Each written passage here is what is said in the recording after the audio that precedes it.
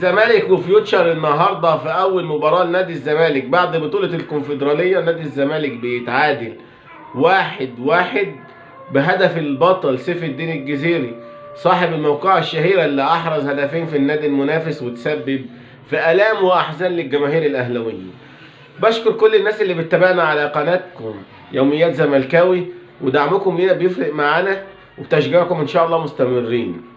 متنسوش تدعمونا بلايك للفيديو واشتراك في القناة وشيروا فيديوهاتنا عشان توصل لأكبر عدد من المشتركين والمشاهدين الأهلاوية قبل الزملكاوية. نادي الزمالك النهارده كالعاده ما بنستفادش من الدروس الماضي وبنرجع بعد كل فوز وكل بطوله نادي الزمالك يا يتعادل يا يخسر. طب ليه؟ انت خلاص كسبت الكونفدراليه، محتاج ان انت تكسب كل نقطه في الدوري عشان تنافس او حتى على الاقل تطلع صاحب المركز الثاني وتلعب في بطوله افريقيا، دوري الابطال افريقيا السنه الجايه ان شاء الله. كده كده نادي الزمالك ضمن ان هو هيلعب في بطوله الكونفدراليه ان شاء الله، ولو احرز المركز الثاني او ان شاء الله فاز بالدوري يقدر يلعب في بطولة الدوري أبطال أفريقيا السنة الجاية بإذن الله. كارثة النهاردة اسمها إبراهيم نضار. سمعت رقم من المذيع، بتمنى يا رب معلق المباراة يكون غلط وما قالش الرقم الصح، إن إبراهيم نضار تم التعاقد معاه بمبلغ 900,000 دولار. طب ليه؟ إبراهيم نضار بسم الله ما شاء الله لا بيرفع ولا بيشوط كويس ولا بيدافع ولا بيهاجم. يعني انت جاي ليه اصلا؟ اللي هو انت بتعمل ايه؟ فتوح ما يتعوضش طبعا، واحسن باك شمال في مصر ما فيهاش كلام، وكان البديل بتاعه عبد الشافي. ولكن انت تلعب بابراهيم نضاي في المكان ده غريبه جدا. انت كان قدامك اكتر من حل، كان ممكن تلعب بعمر جابر مكانه وتجيب السيد نيمار اليمه الثانيه، كان ممكن تلعب باي حد مكان فتوح. ان شاء الله يا رب تنزل مدافع، كان ممكن تلعب بمدافع تالت تغير الطريقه خالص. انما ابراهيم نضاي كارثه، بدليل هدف التعادل لفيوتشر جاي من يمه ابراهيم نضاي، كل هجوم من الفريق جاي من يمه ابراهيم نضاي.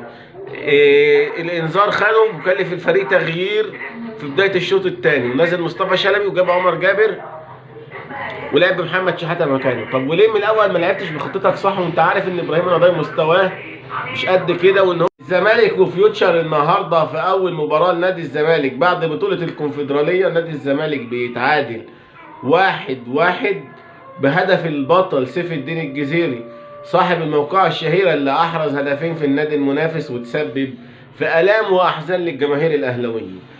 بشكر كل الناس اللي بتتابعنا على قناتكم يوميات زملكاوي، ودعمكم لينا بيفرق معانا وبتشجيعكم إن شاء الله مستمرين. متنسوش تدعمونا بلايك للفيديو واشتراك في القناة وشيروا فيديوهاتنا عشان توصل لأكبر عدد من المشتركين والمشاهدين الأهلاوية قبل الزملكاوية.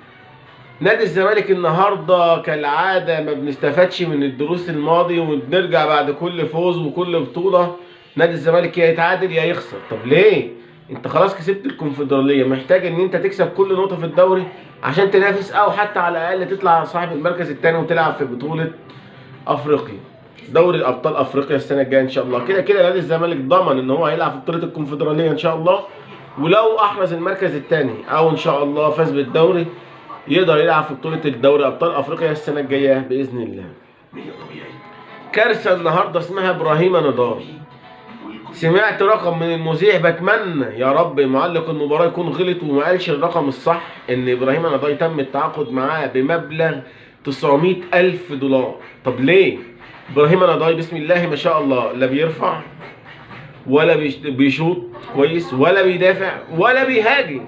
يعني انت جاي ليه اصلا؟ اللي هو انت بتعمل ايه؟ فتوح ما يتعوضش طبعا، واحسن باك شمال في مصر ما فيهاش كلام، وكان البديل بتاعه عبد الشافي.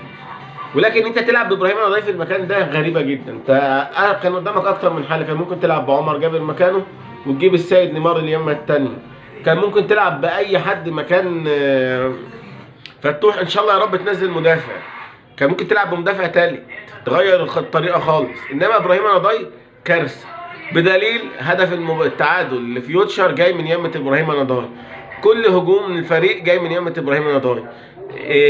الانذار خده وكلف الفريق تغيير في بدايه الشوط الثاني، ونزل مصطفى شلبي وجاب عمر جابر ولعب محمد شحاته مكانه. طب وليه من الاول ما لعبتش بخطتك صح وانت عارف ان ابراهيم نضاي مستواه مش قد كده وان